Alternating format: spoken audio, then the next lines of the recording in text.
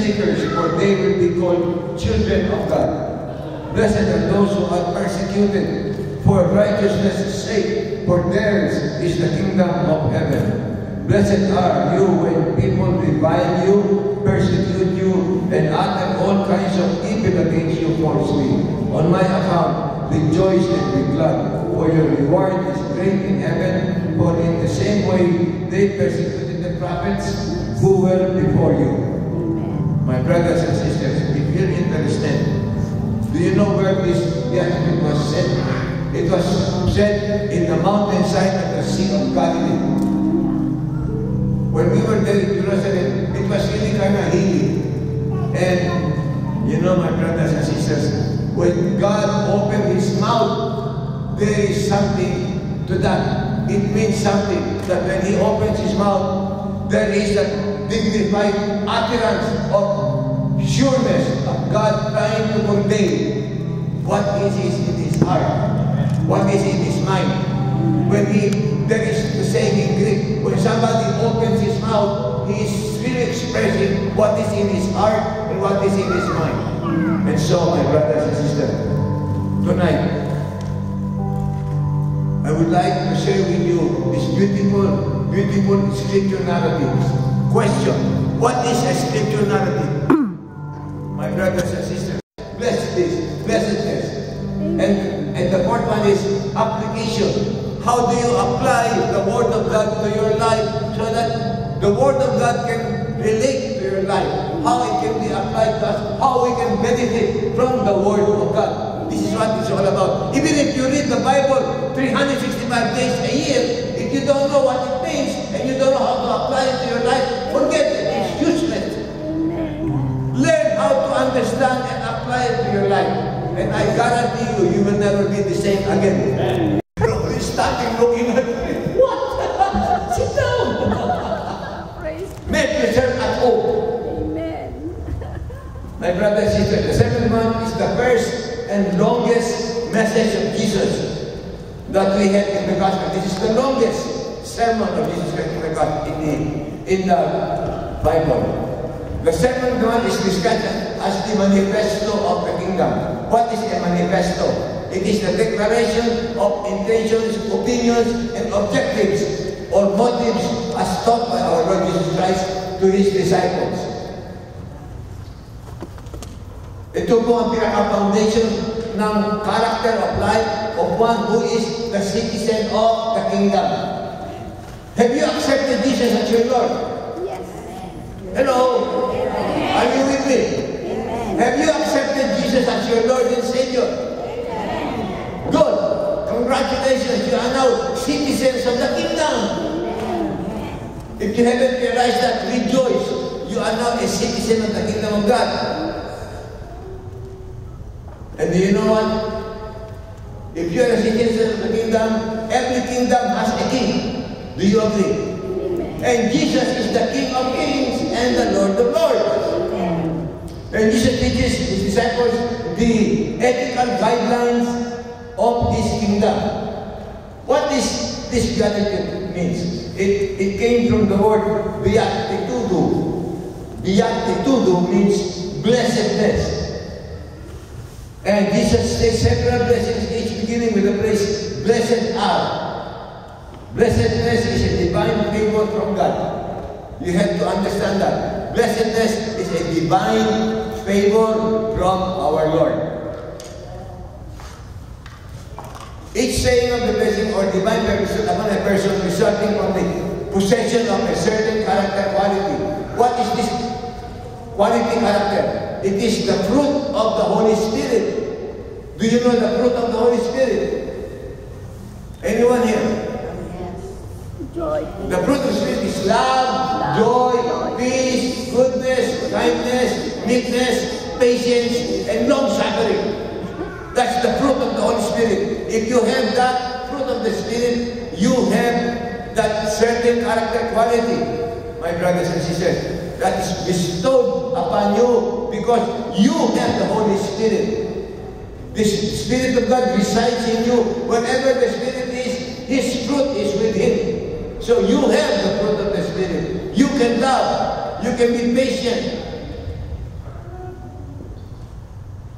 And so, now, are you ready to start the beatitude? Ready? Let's start with number 1. Blessed are the poor in spirit, for theirs is the kingdom of heaven. What is poor in the spirit? What does it mean? It simply means if you're poor in the spirit, you are humble. You are in need. When you are poor in the spirit, you are in need. Pag tayo po may kailangan, para tayong, wow, kawawa ako. You know, kawawa ako, may kailangan ako. You are poor in the spirit. If you would put the word humble, blessed are the humble in the spirit, for theirs is the kingdom of heaven. That's exactly what it means. If you are humble in the spirit, Lord, you know, when we come to God, we must realize our own sin, our own spiritual emptiness and poverty. That's what this poor spirit is all about. You need God. You really need God because He is the one who will supply all your needs according to His riches and glory through Christ our Lord.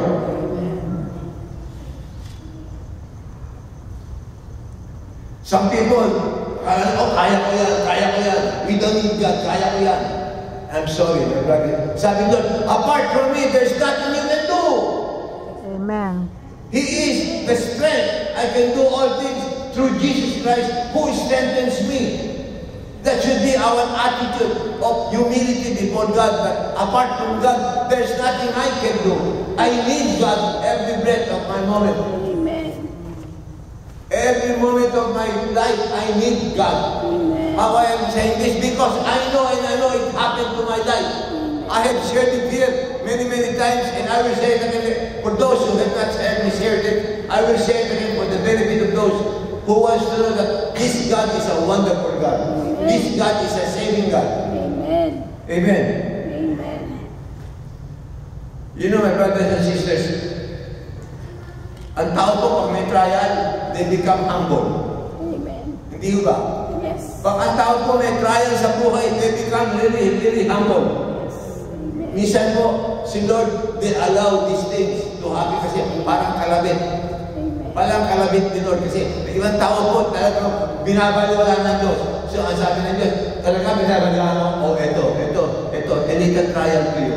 Tingnan mo sino tatawagin mo. Yes. My brothers and sisters, God wants us to be humble before Him. Kaya, this paper trying to make us humble is trials in life. But then, don't worry because you have the Holy Spirit who will help you in the trials as long as you are humble to ask God.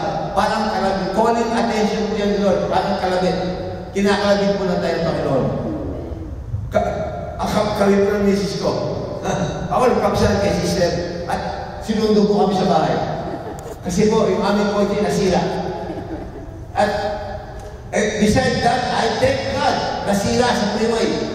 I was about to enter the freeway, going to the way home. Galing po siya sa gawain sa Eagle Rock. Namatay po ang makina. Buti lang hindi sa freeway. Kasi nung namatay pa makina, hindi ko na pumapreno yung kotse ko. Hindi ko na mapita ang monodela. Eh, kung sa freeway ako nag-drive. Tumatakbo ako ng 50 miles an hour o 60 miles. Namatay ang makina. Paano ko ipipigitin ang monodela? Paano ko tatapakan ang preno? My brothers and sisters, right that moment, sabi ko, Lord, save us again, Lord. Lord, save us. I know, God is with us. And you know what? Huminto na kami sa isang side, doon sa pagpasok. At sabi namin, Lord, ano gagawin namin? Sabi Lord, tumawag ka sa AAA. Okay, Lord, thank you. Kasi ang mind ko wala na eh. Kasi sira na ang mind ko eh. Worried na ako. Kasi yung kung siya kami huminto, napakadilim. Walang ilaw. Kami lang ang nandun. Naka-plasan ako. Tsaka yung mga konting dumarating, busina ng busina. Ako naman takot na takot, nakapag-gayin sa likod. Kaya ako naman, placer ako ng placer. Takap na preno para lang umilaw yung likod. And God really took good care of us. Dumating mo yung tow truck. Hinatid kami sa Bellflower. From Los Feliz to Bellflower. Hinatid kami ng tow truck. And yesterday, talaga si Lord, He is a God who really will supply all your needs. Sabi namin, Lord, paano po yung aming gawain sa St. Kevin?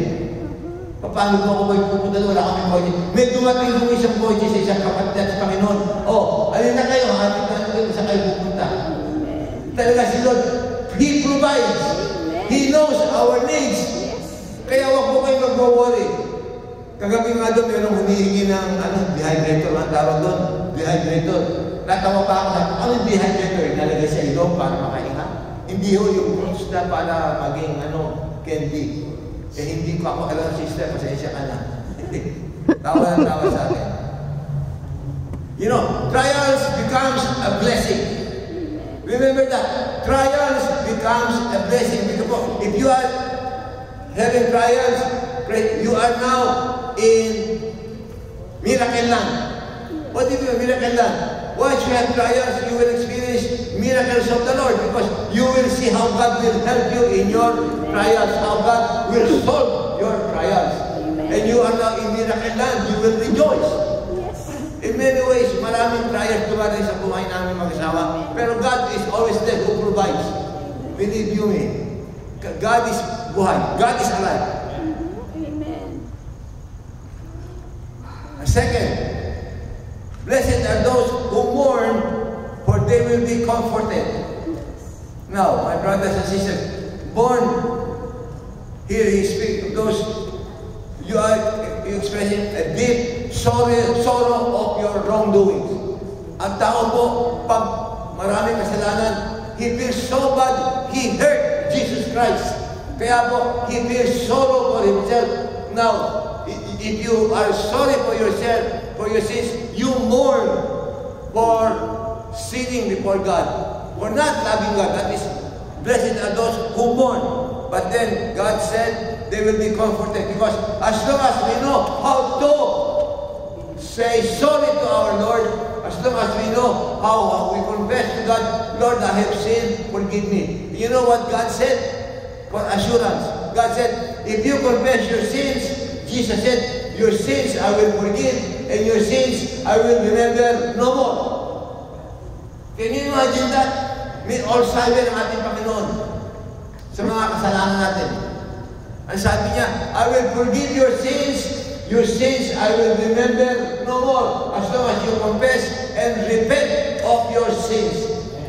My brother and sister, it takes humility again to confess. You say, Lord, I have sinned, I am sorry. Kaya po ako, bago ako matulog, I make it a point, Lord, have mercy upon me, a sinner. Lord, I'm really sorry for all the wrongdoings I have done. I have offended you. Forgive me, Lord God. Forgive me. Bago ako matulog, every night po, ginawa ng Diyos. I always say that. Hindi ba ako makakatulog pag hindi ko sinabi ko yun? Learn how to say, sorry, Lord, I have fallen short of your glory. We mourn, we feel sorry because we have offended God. That's what it means here. Blessed are those who mourn, and they will be comforted. The Lord will comfort you in spite of our wrongdoing because He is a forgiving God. Amen. Amen. You know, there is a reward at the end because when you are sorry, God will reward you with joy. Magaang na ang inyong loob, magaang na ang inyong puso, magaang na ang inyong kaisipan. Ay Lord, salamat po, wala na akong kasalanan sa inyo. It becomes a beautiful day. Kasi po, every time we sin, we hurt Him. Do you know that? Every time we sin, we hurt our Savior, Jesus Christ. That's true. Kasi po, when we learn how to forgive, there is freedom.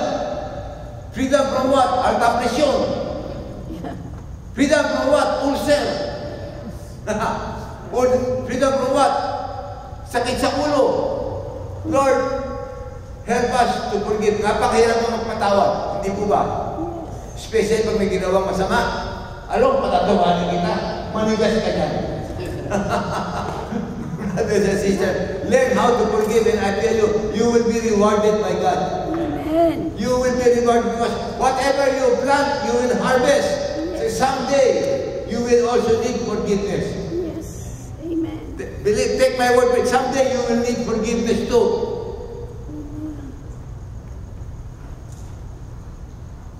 Now, my brothers and sisters, ano ba yung need? Blessed are the meek.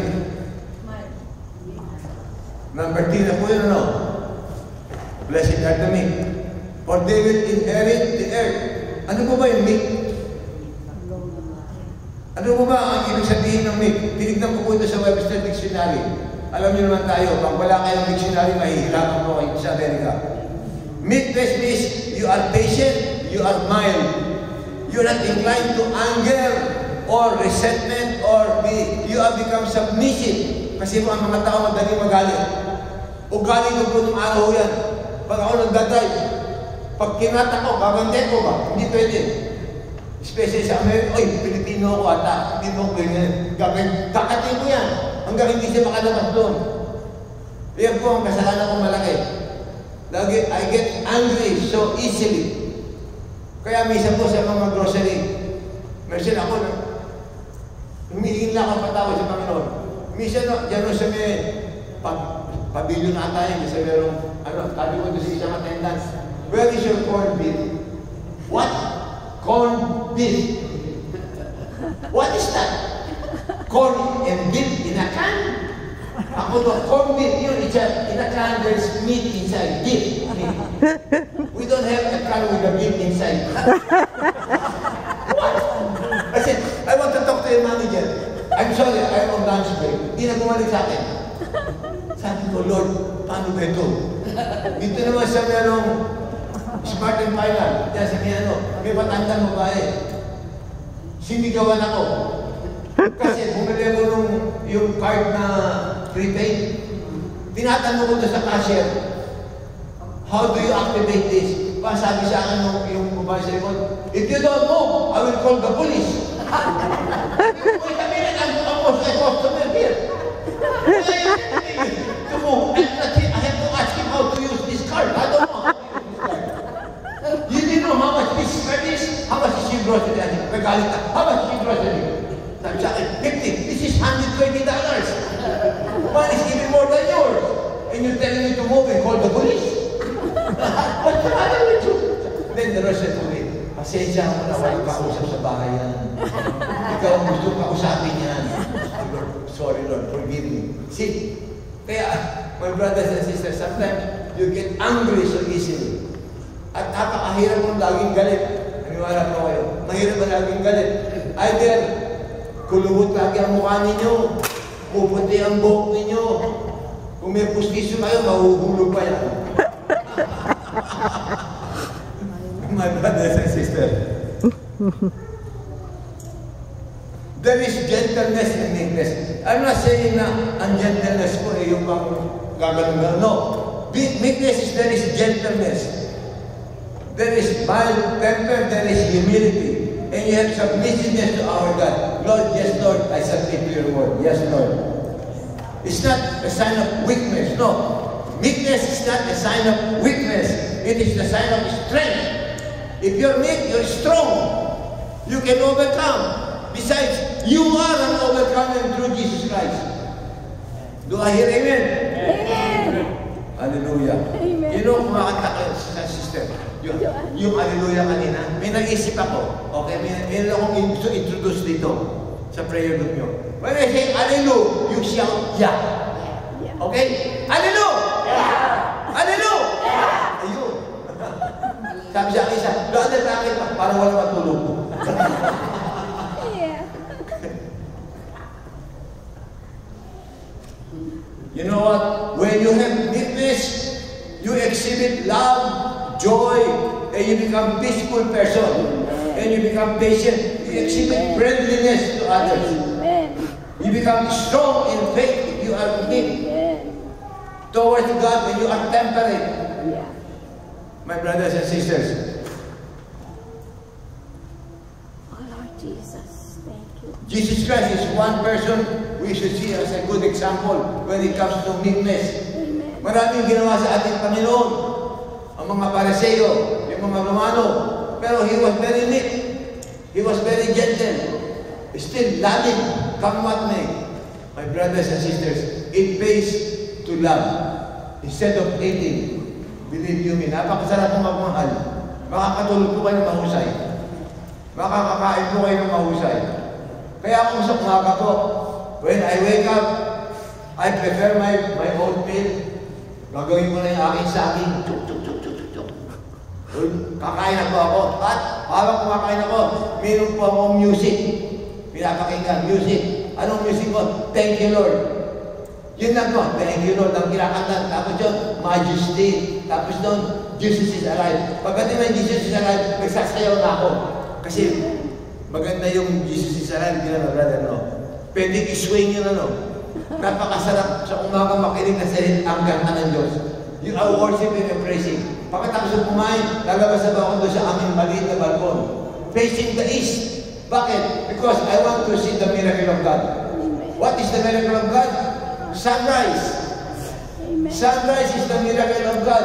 Every time you see sunrise, you see the miracle because you're alive.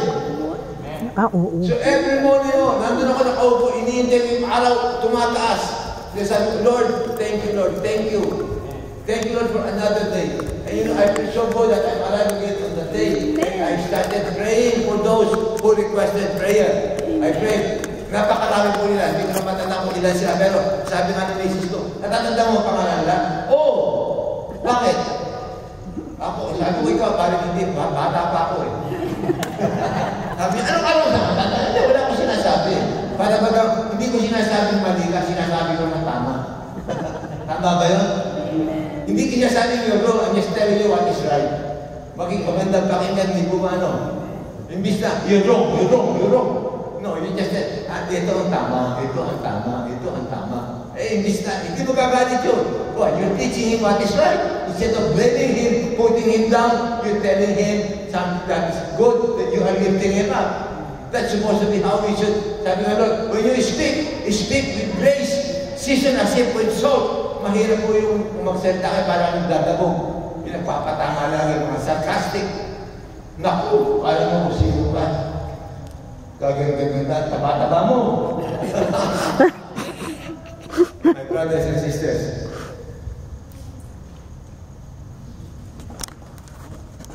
the Holy Spirit that we receive, Acts 1:8, it's there, biblical. You shall receive power when the Holy Spirit has come upon you. And you can do all things through Jesus Christ who strengthens you. Kung siya hindi ko kaya nyo. Bakit? Kaya kasama nyo ating Panginoon. Amen.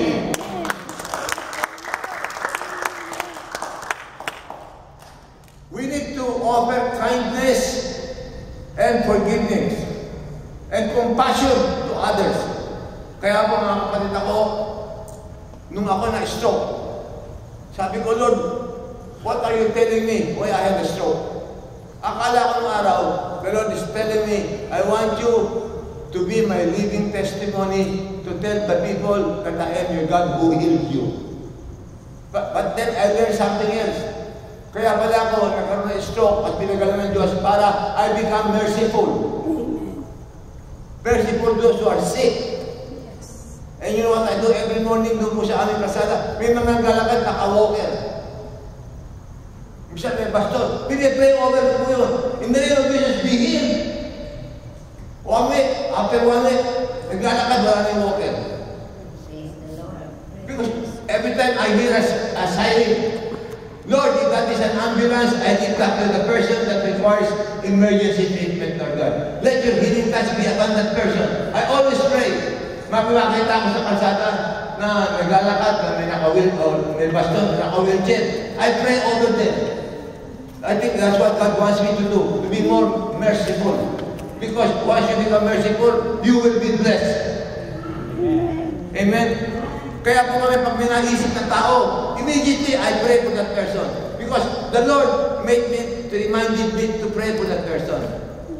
You know, sabi ko sa iba, you know what? I know that you will be good. Why? Because I'm praying for you.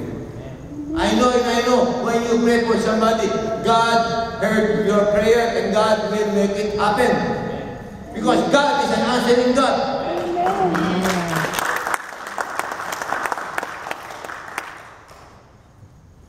You want to be blessed? Follow the Lord. Just follow the Lord. That's what it takes. What do I follow? What He tells you. You know, love your enemies. Hindi, Lord, yung mahirap yan. Hindi mo na alam ang ginawa sa akin yan eh. Kinismis ako niyan. Sabi ni Lord, i-chismis mo rin siya. Ano yung i-chismis mo? Lahat ng kabutihan niya, i-chismis mo. My brothers and sisters, pag kayo chismis na masama, i-chismis mo siya ng kabutihan niya. And the Lord will bless you. Pinakakala ko tuloy sa kwento ng isang babae. Nag-umpisa sa pare. Ang sabi ng pare, okay, for your penance, pumunta ka sa palengke, bumili ka ng manok. Opo, Father. Bumalik ka rito, habang bumabalik ka, tanggalin mo yung pakpak, isa-isa, tapos mo ganon. Tapos, sabi, dumating siya sa pare, o Father, nagawa ko ito yung manok, kalbo na. Ano ba gagawin ko? Kasi yung mga Peter, wala na ako eh. Nilipad na ng hangin. Ganon din yung chismis mo. Nililipad na rin ng hangin yun. Kaya mga kapatid, we need to be sorry if we said something wrong towards somebody. Amen. Besides, what do we earn kung we chismis somebody? Is it exciting? Para hubang TFC? Oh, para hubang TFC, nanonood tayo ng TFC. Ganun ko ba exciting ang chismis? You know, all those blessings comes from within, not from external. Whatever is in your heart is what God sees. Hindi po yung external. You know. Nalala ko rin isang babae na heart attack, na hospital. Naka-recover naman. Habang na-hospital siya, sabi niya, narito natin daw siya, magpa-plastic surgery na lang daw siya. Nandun na siya. De, paglabas niya, kasi ano siya, masyadong religyoso siya. Ang sabi niya, Lord, thank you, sinil mo yung buhay ko. Alam ko, Lord, patatagalin mo pa ang buhay ko. Niligtas mo ako. Nung matapos, yung naka-recover siya sa heart attack, gumawa sa hospital, naglakad, nabundol ng kotse. Sabi niya, Lord, alam mo, niligtas mo, hindi kita nakilala eh. Kasi plastic surgery. Hello, are you still with me? Pinapatawa mo lang po kayo, kayo makatulog. Hindi. Ito ba isa? Blessed are the peacemakers, and they will be called the sons of God. When there is problem in your community, we want to help people reconcile each other. Wala na po yung kampi-kampihan. Uy, kampi ako sa'yo, kampi ako sa'yo. No, pag merong guluhan to, help each other to reconcile. Amen. Huwag na po tayo magkampi-kampihan. Amen. Huwag na tayo kakatuman ako. Alam mo talaga, tama ka. Hindi mali yun talaga. Buha yan eh, buha. Huwag nila pong kakatuman. Huwag na pa yung kampi-kampi. Try to help each other solve the problem. Amen. My brothers and sisters, you want to be a peacemaker? Be a peacemaker in this community.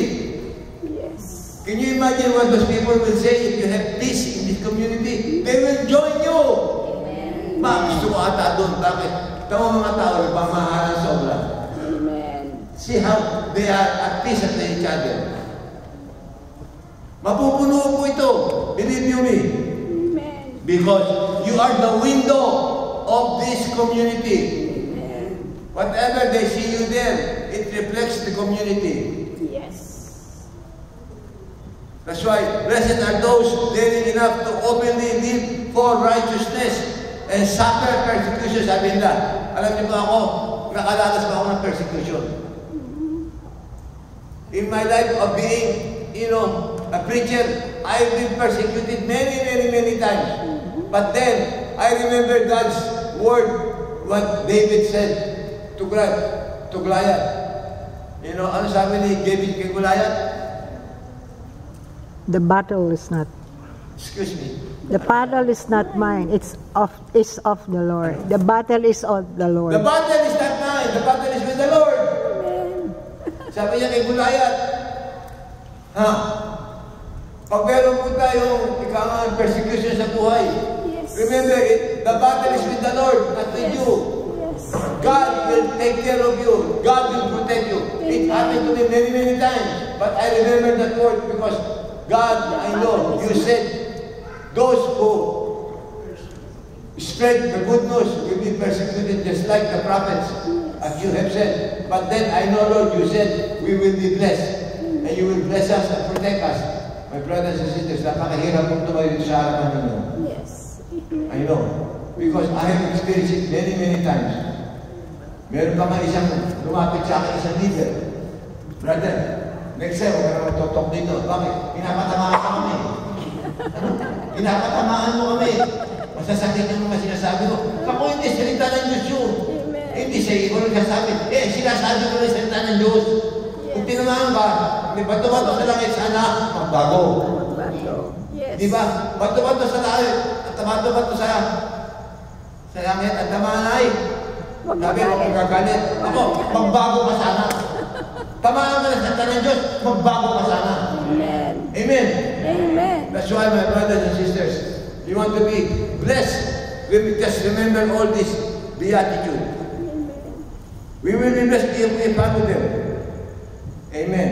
Amen. Kaya po, scripture narrative, you have to see what it means and how you apply to your life. How can you apply now what we have read, what we have studied? We have to be patient. Patient. We have to be humble. What else? We have to be peacemakers. We have to be meek. Hindi po ba? These are the things that God wants us to be. Because God wants us to be blessed in our life in the Holy Spirit. Amen. And so, I would like to close this sharing by telling you that for those who have not heard my sharing about my stroke, let me tell you this. One early morning, I was taking my shower preparing for work. I was taking my shower thinking about, I had a stroke. So what I did, I lie down in the bathtub. Para baka tumama ulo ko sa bathtub, tumatumba ko. Ngayon, may miracle si Lord. Mayroong miracle si Lord. Tumataas ang tubig, sabi ko, Lord, help me, hindi ako marunong lumangoy sa bathtub. Swimming pool, pwede ako lumangoy. Sa bathtub, hindi ako marunong lumangoy. But, alam niyo po, itong misis ko, bibili ko po ng alarm clock na maliit sa 99 cents stone. Maliit lang. Nilagay ko sa side table niya. Sabi niya, pangit daw. Kinuha nila ko sa ibang lugar. However, in that morning, nandun ulit sa tabing table niya. At that alarm, ito, miracle, walang baterya. Paano lang gisingin siya para hanapin ako? Nung nagising siya, hinanap ko, nakita niya ako sa batang nakahiga, tumawag ng 911. Dinala ako sa Kaiser. Kasi doon po kami ang medical namin, Kaiser. Ito maganda. Naka-wheelchair po ako for 1 week. Sabi ko, Lord, kawawa po yung misis ko. Buhat-buhat ang wheelchair, nilalagay sa van, ginagaba, binubuksan. Pinaupo ako, tinutulak pa ako. Lord, kawawa na yung misis ko. Sana ba palaganan mo na ako ng normal? One morning, nagising ako. Tumayo ako, nagbakad ako. Nakalimutan ko!